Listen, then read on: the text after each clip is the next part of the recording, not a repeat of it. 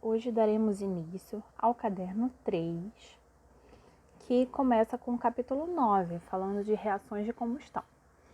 Como nós já havíamos trabalhado no final do segundo bimestre, reações químicas, vocês já estão bem familiarizados com esse conceito. Nesse capítulo 3, a gente vai trabalhar um tipo de reação específica, tá? Que é a reação de combustão. Vamos lá.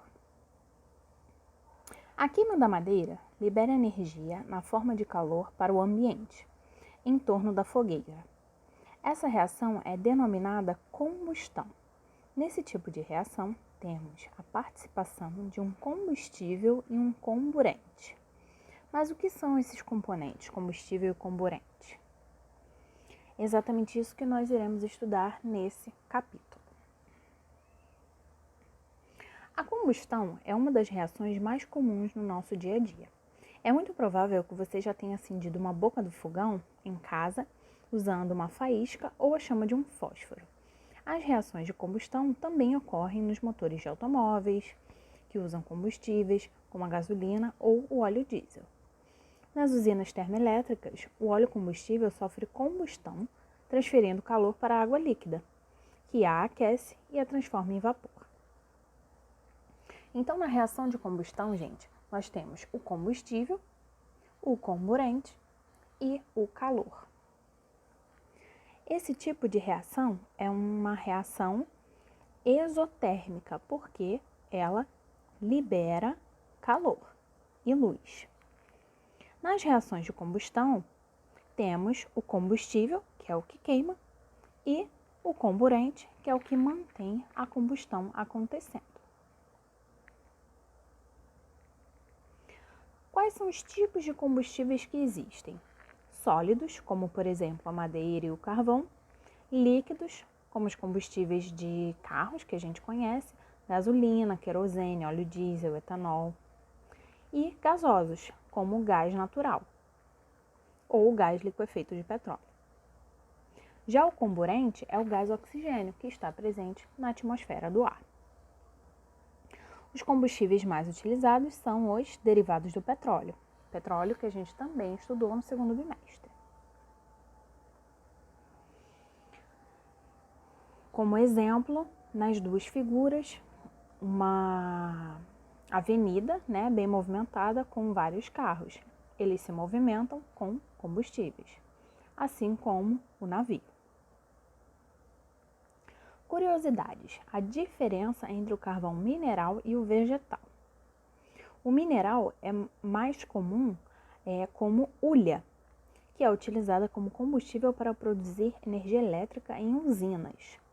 Já o carvão vegetal é obtido pela queima ou carbonização da madeira.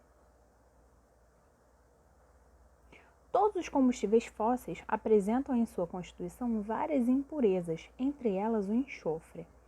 O enxofre, quando é queimado, produz substâncias que são liberadas e se combinam com a água da chuva, formando a chuva ácida, que é um componente nocivo para o aquecimento global. Uma alternativa bem interessante são os biocombustíveis, que estão bastante em alta atualmente, gente? Como o biodiesel e o álcool comum. Aqui uma curiosidade sobre o Brasil, em que existe uma grande frota de veículos movidos a etanol ou biodiesel, tá? Não sei se vocês já repararam, existem ônibus em que existe um grande, como se fosse um adesivo, especificando este veículo utiliza combustível renovável ou biodiesel, alguma coisa assim. Vocês podem, se vocês não repararam, podem reparar que existem alguns ônibus aqui no Rio de Janeiro que tem esse adesivo, Vamos analisar essas figuras. A imagem da esquerda mostra a colheita da cana-do-açúcar, em que a gente pode retirar o etanol. E na direita, a mamona. Tanto a cana-de-açúcar como a mamona são exemplos de fontes renováveis de energia. A atividade 1 vai ficar para vocês realizarem na plataforma e seguimos com o conteúdo. Vamos analisar algumas reações de combustão.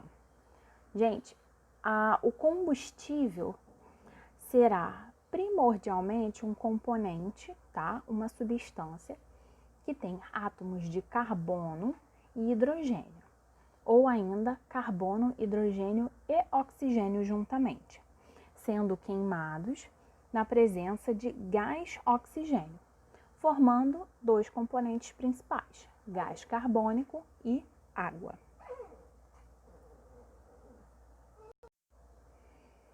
Como nós já vimos, os balanceamentos de equações químicas, podemos entender esta reação do C8H18, que é o principal componente da gasolina, tá? Nós precisamos de 2 moléculas de C8H18 para reagir com 25 moléculas de oxigênio para que a combustão aconteça, formando 16 moléculas de gás carbônico e 18 moléculas de água. Lembrando que é necessário que esse balanceamento esteja correto.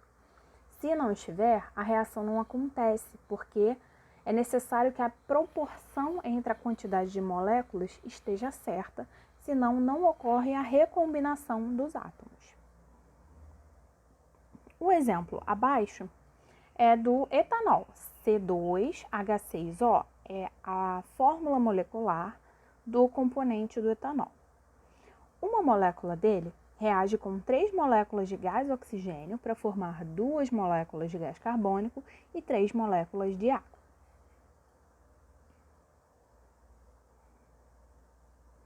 De olho no gás do lixo. O principal componente do gás do lixo e do gás natural é uma substância denominada metano, que também pode ser queimada através da combustão. Com a decomposição do material orgânico depositado nos aterros sanitários, é obtido o gás do lixo, que possui como principal componente o gás metano. O gás metano é usado para abastecer residências, veículos, setor industrial e usinas termoelétricas. Em propriedades rurais, ele pode ser produzido em equipamentos chamados biodigestores, com uma mistura gasosa conhecida como biogás, que é constituída de gás metano e produzida pela degradação de restos de animais e vegetais. Olha aí o esqueminha. Processo de biodigestão, com compartimentos separados para o biogás e para o adubo. E nesses biodigestores, os restos de animais e vegetais, chamados de lixo orgânico, são transformados em biogás e adubo, que podem ser utilizados na agricultura. Agora, o triângulo de fogo. Gente, o triângulo de fogo consiste nos 3 componentes que são necessários para que a combustão aconteça. Primeiro o combustível, que a gente já falou, depois o comburente, que é o gás oxigênio, e por fim o calor. Se um desses componentes não estiver presente, a combustão não ocorre, tá? Que fique bem claro isso. Para extinguir um incêndio, é necessário eliminar um dos 3 fatores do triângulo, o que pode ser feito de uma das seguintes maneiras.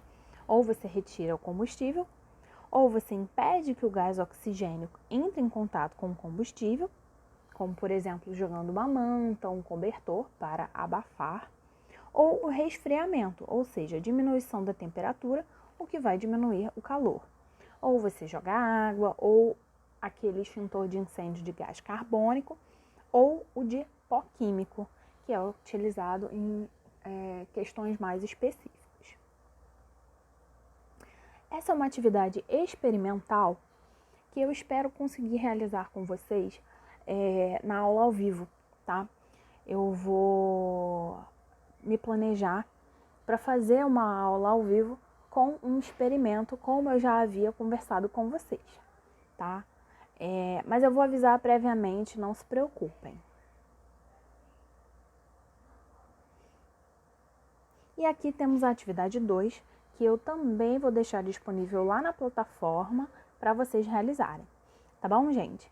Então é isso e nos vemos semana que vem.